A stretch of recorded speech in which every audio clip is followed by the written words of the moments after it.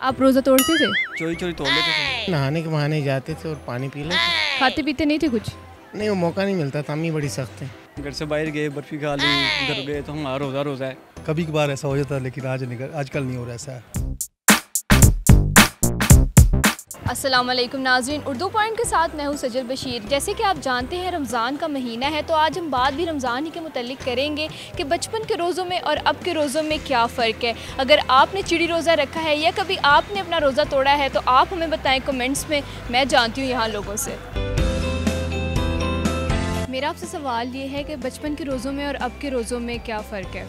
बचपन में घर वाले रख पाते थे, अब खुद रखते हैं।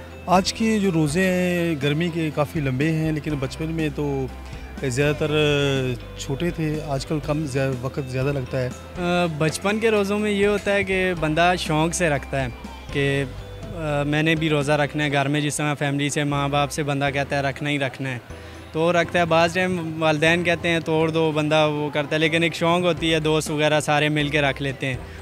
बचपन के रोज़े अगर आप कहें तो बिल्कुल वो चिड़ी रोज़े की तरह ही होते हैं कि बंदा छुप छुप आगे कुछ ना कुछ चीज़ खा लेता था। बाज़ तो ऐसा होता था कि सुबह रेज़ी खोली, 12 बजे रोज़ा तोड़ लिया और फिर वालिदैन को बताया भी नहीं। कैसे तोड़ते थे रोज़ा? पहले ऐसे होता था जब जैसे पंजाबी मिसाल है कि चिड़ी ने कोई पानी पिया या बोला तो इस तरह जड़ी तोड़ देते थे। इस तरह से चिड़िया देख के तो आप रोज़ा तोड़ देते थे? चिड़िया आप देख के रोज़ा तो तोड़ देते थे कि आप एक्साइटमेंट होती है कि सुबह उठना है जल्दी जल्दी में। बाज़ों का तो उठा भी नहीं जाता था क्योंकि हमारे बचपन में तो सर्दियों में रोज़े थे। अब रोज़ा रख के तो एसी से बाहर नहीं निकलते, और पहले ये था कि पंखों के नीचे बैठते थे, ऊपर कपड़ा गीला करके ले लिया और स्कूल भी जाते थे, जाहिर है। तो बहुत सारे तरीके थे अपने रोज़े को बहलाने के। और शाम के टाइम एक्साइटमेंट वो अफ्तारी की, किस तरह तरह के पकवान मिलेंगे, मुझे चीज़ें खाने को मिलेंगी।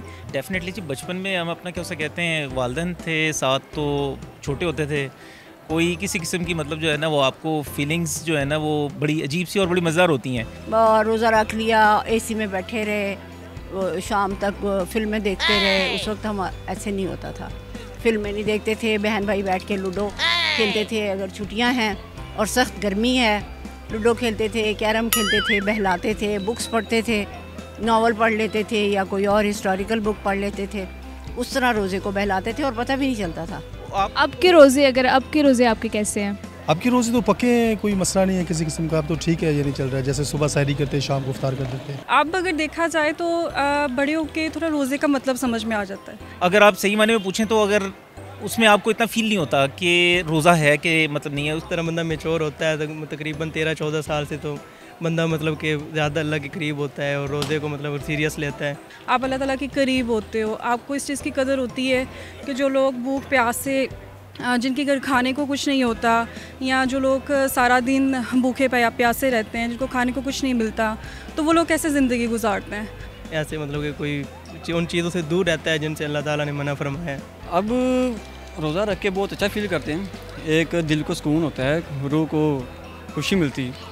पहले तो आपके अम्मी अब्बू थे, आपको उठाते थे, अब आप खुद उठती हैं, खुद बनाती हैं सहरी, तो आपको फिर कैसा लगता है? मेरे ख्याल में यही तो सबसे ज़्यादा मोहब्बत अल्लाह ताला से, कि आप एहसास होता था कि पहले कि नहीं मैं नहीं उठ सकती, लेकिन आप एकदम से उठते हो, अलर्ट होते हो, रिस्पॉन्सिबल हो जाते हो। आपके अल्लाह से जो मोहब्बत होती है तो वो आपको जगा देती है। जी, तो नाज़रीन, आज हमने बात की चिड़ी रोज़े के बारे में। चिड़ी रोज़ा हम सब ने रखा है और ये कॉन्सेप्ट हमारे बचपन से चलता आ रहा है। मज़ीद वीडियोस देखने के लिए देखते रहिए उर्दू पॉइंट। तब तक के लिए मुझे इजाज़त दीजिए, अल्लाह हाफ़िज़।